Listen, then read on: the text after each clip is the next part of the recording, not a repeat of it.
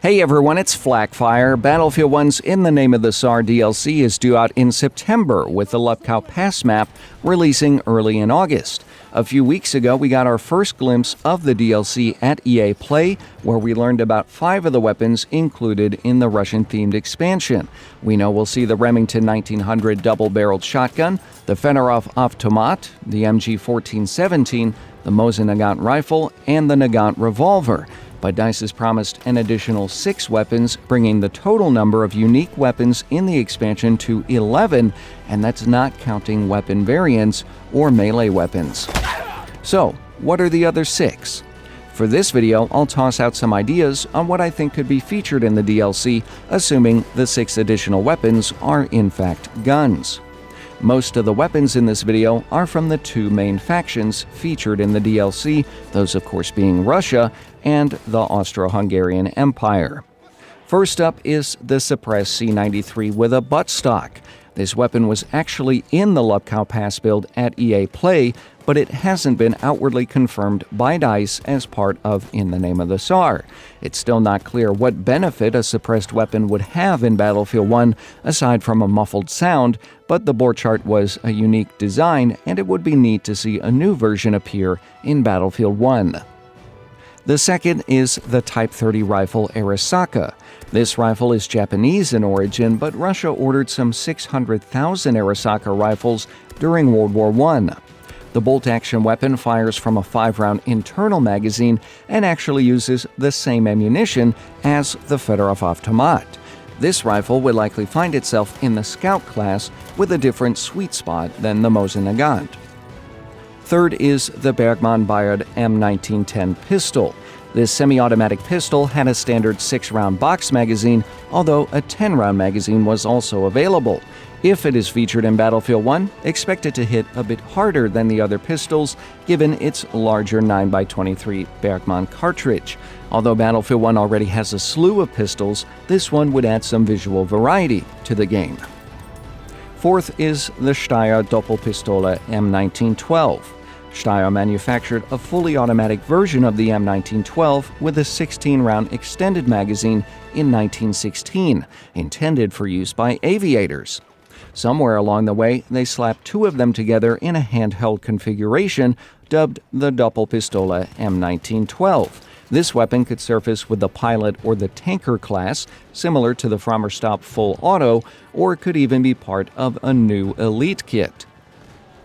Fifth is the MG08-18 submachine gun.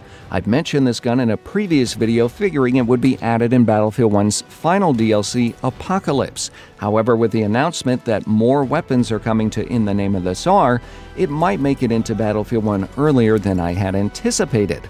The weapon's firing mechanism is basically a scaled-down version of the MG08 with a unique feed system similar to the Italian Vitaly M1914. It holds 80 rounds of 9mm pistol ammunition and could find a home in the Battlefield 1 Assault class.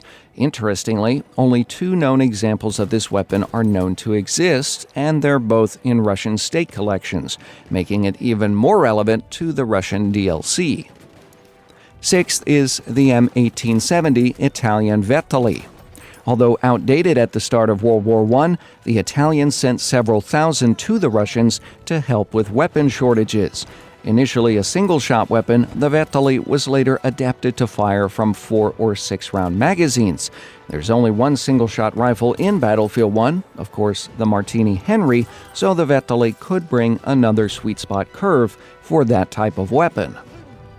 Seventh is the Remington Model 14, and as far as I know, this one never saw combat during World War I, but I'm going to put it on the list because it's a unique design. The Model 14 is a pump-action rifle. Designed by John Pedersen of the familiar Pedersen device fame, the Model 14 was available in 8- or 11-round variants. It was designed in 1908, making it available during the war, and it would give players in the medic class a different experience.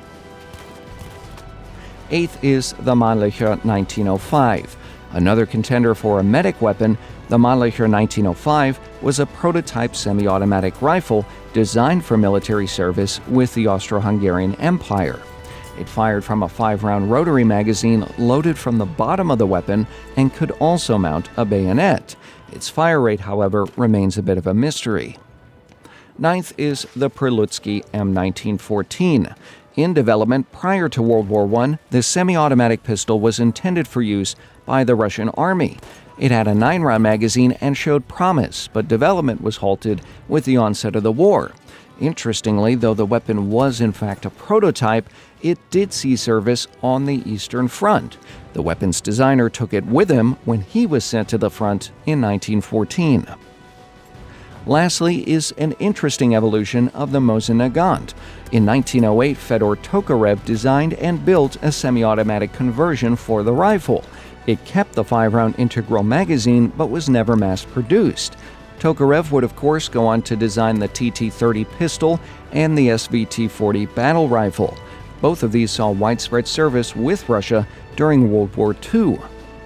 One thing you'll probably notice about this list is a lack of light machine guns, and the truth is that DICE has to be running out of options regarding LMGs.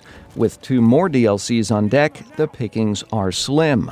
Other weapons, like the Farquhar Hill rifle, didn't make the list because I feel they're better suited to future DLCs like Turning Tides. But what are your thoughts on the weapons listed here? Are there any others you want to see added to Battlefield 1? Tell me in the comments. If you enjoyed this video, leave a like, share on websites like Facebook and Twitter, and be sure to subscribe. To take your Battlefield 1 game to the next level, check out the Battlefield 1 Ultimate Utility app with a link in the video description. Thanks for watching.